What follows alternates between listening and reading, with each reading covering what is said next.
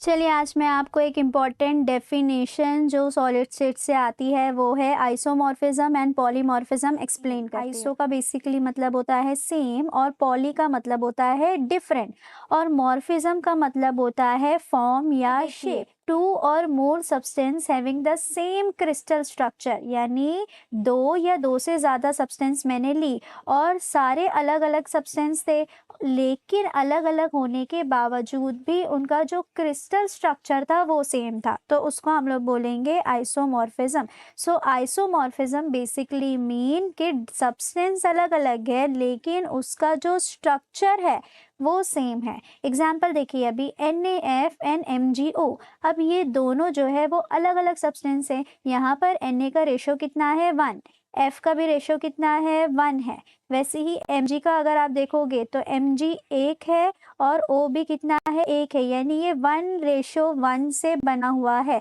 तो ये दोनों का जो क्रिस्टल स्ट्रक्चर हुआ वो सेम हुआ। देखो क्या होता है, तो पॉलीमॉर्फिज्म में सब्सटेंस एक है, यहाँ पे कितने सब्सटेंस है, दो या उससे ज़्यादा। यहाँ पे सब्सटेंस कितना है, एक ही है। दो या उससे ज़्यादा सब्सटेंस, लेकिन उसका जो स्ट्रक्चर है वो सेम होगा। लेकिन यहाँ पर एक सब्सटेंस, लेकिन जो उसका स्ट्रक्चर होगा वो अलग अलग होगा। जैसे एग्जाम्पल के तौर पे देखिए, अब आपको मालूम होगा कि एलोट्रॉपी क्या होता है, तो एलोट्रॉपी को आप समझ सकते हैं बहरूपिया।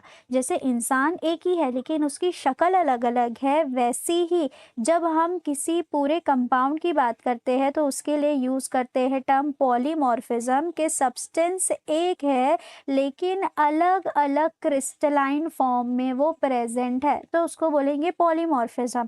एंड एलोट्रॉपी हम लोग पर्टिकुलर एलिमेंट के लिए यूज़ करते हैं।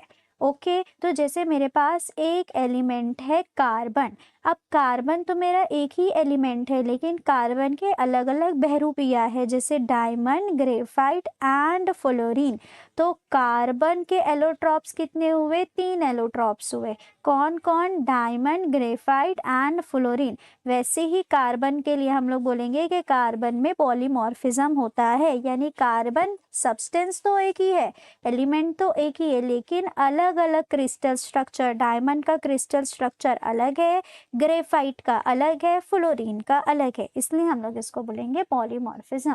तो आपको ये 1 मार्क्स में आएगी और आप शॉर्ट में ये 2 मार्क्स में आती है। ओके, तो आपको शॉर्ट में डिफाइन करना होगा विद एग्जाम्पल।